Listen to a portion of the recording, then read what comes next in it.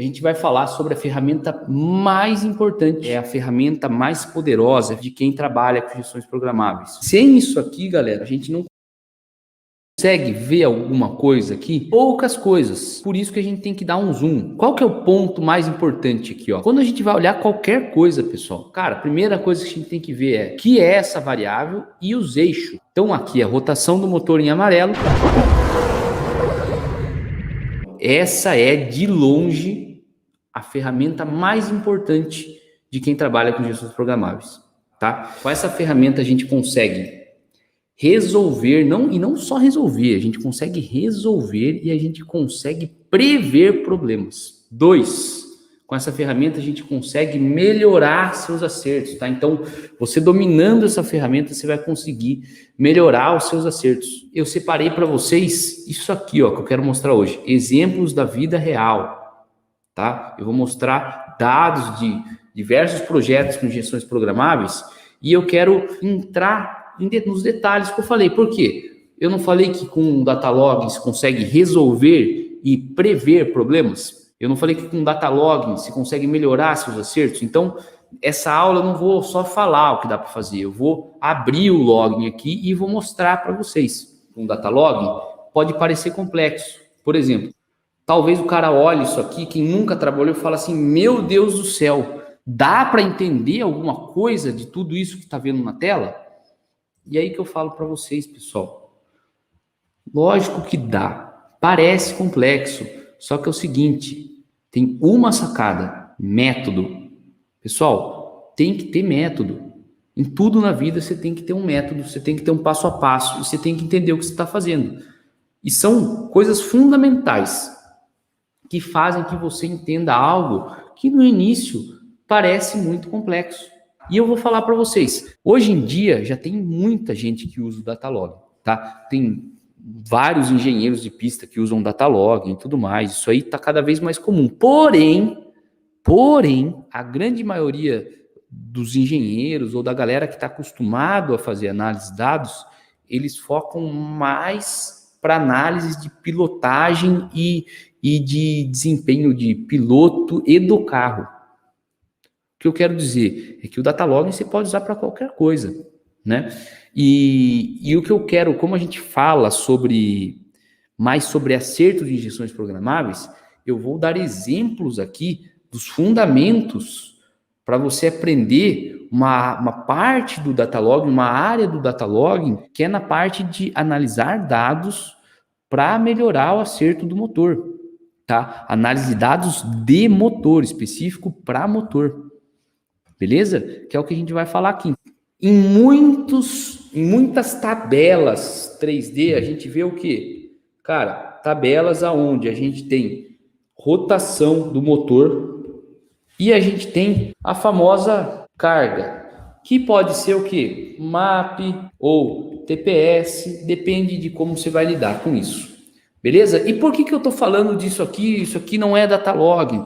Galera, fundamentos, pessoal, é fundamentos. O maior erro que eu vejo a galera cometendo é o seguinte, o cara vai lá e acha que ele tem que ter 1 milhão de sensor, ele quer pôr potenciômetro, 4 potenciômetros de suspensão, ele quer pôr temperatura de pneu, o cara coloca um sensor que pega 8 pontos de temperatura em cada pneu, daí então você tem 8, 16, 24, 32, 1 milhão de coisas, mas, galera, fundamentos em primeiro lugar, tá? O maior erro é o cara querer, já quer fazer uma análise, não sei, fundamentos. Por que eu mostrei essa tabela aqui? Porque é a primeira coisa que a gente tem que olhar no Datalog. Cansei de ver carinha em autódromo, que daí o cara tá olhando os dados sem olhar rotação e carga. Cara, você tá olhando dados de um carro, jet ski, moto, barco, cara, qualquer coisa que tenha um motor, você mandatoriamente você tem que estar olhando rotação e carga junto. Por quê? Você precisa saber como o seu carro tá, como o seu motor tava. O que acontece? Eu já vi um cara assim, cara, aqui, nesse momento aqui a tensão da bateria caiu. Caiu? Quanto? Cara, tava com 14, daí do nada ela caiu para 12,5. E daí eu olho, o cara tava olhando a tensão da bateria temperatura do motor, pressão de óleo. Meu, mas olha ali, a tensão da bateria caiu, mas você não está olhando a rotação do motor? Põe a rotação do motor aí. Daí quando o cara coloca no gráfico, ele vê, pois é, o motor desligou ali. Então, o fundamental é você ter rotação e carga.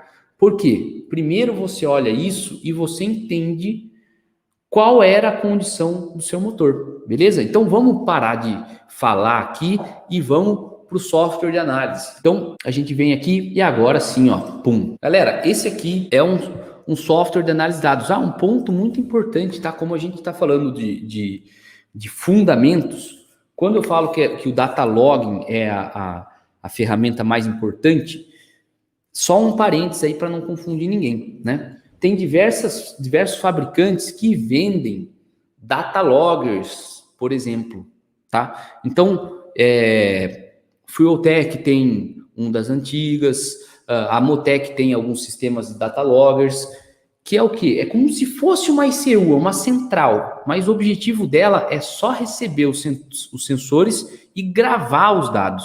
E quando eu estou falando de data logger, eu não estou falando do produto físico ali, da memória de gravação, tá? Lógico que isso é muito importante, você precisa ter uma memória para gravar, senão você não consegue analisar, certo? Mas o que eu estou falando mesmo, que você tem que se especializar, é na análise dos dados, no software, tá? O que eu estou mostrando para vocês aqui, ó, isso é uma tela geral de um software de análise, perfeito? O negócio é de graça, todos os fabricantes, a grande maioria, né, dos fabricantes, eles têm um software de análise. Como que vocês vão fazer? Aí entra naquele ponto que eu falei, mas parece complexo. Vou mostrar para vocês, mas não quero assustar ninguém, tá? Tem canal pra caramba aqui, ó.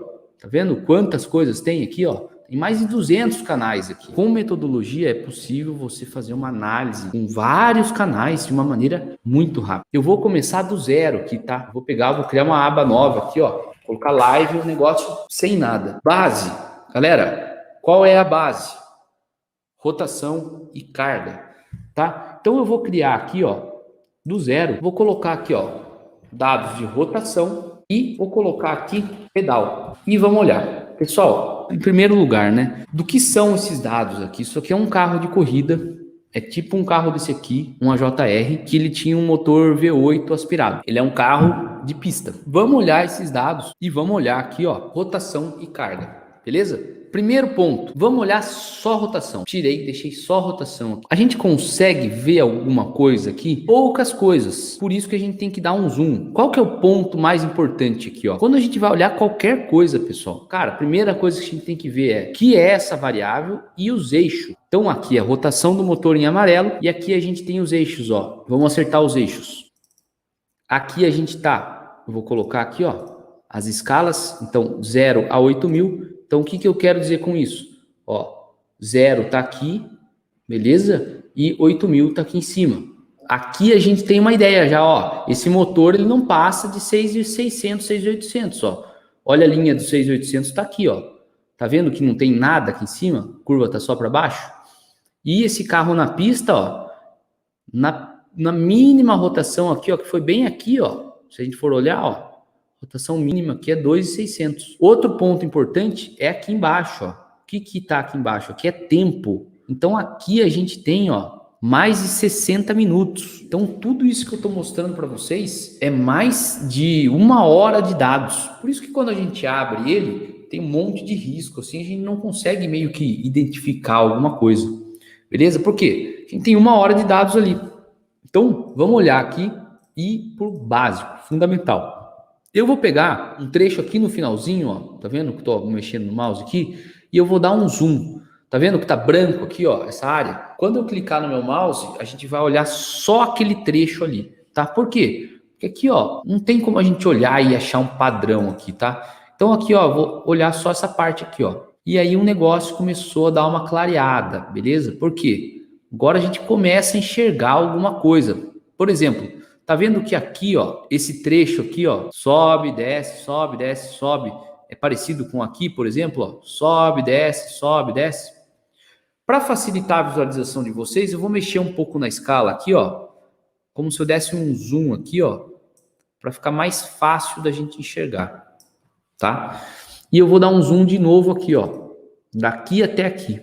Então, eu estou aproximando cada vez mais. Olha só como a gente começa, a gente tem a possibilidade de identificar alguns padrões. Olha bem essa curva aqui, ó, sobe, daí desceu o gráfico, daí de repente teve um risco aqui para cima bem alto e depois desceu. Se você olhar esse desenho aqui, ó, olha como aqui é bem parecido, ó. Subiu, desceu, ele subiu rápido, depois desceu, ó. E olha que interessante, depois disso aqui, ó, a gente vê meio que um U aqui, ó. Tá vendo que ele baixa e depois sobe? Aqui também, ó. Ele baixa e depois sobe. Depois, ó, tá vendo que a gente vê aqui, ó? Subiu, desceu, subiu.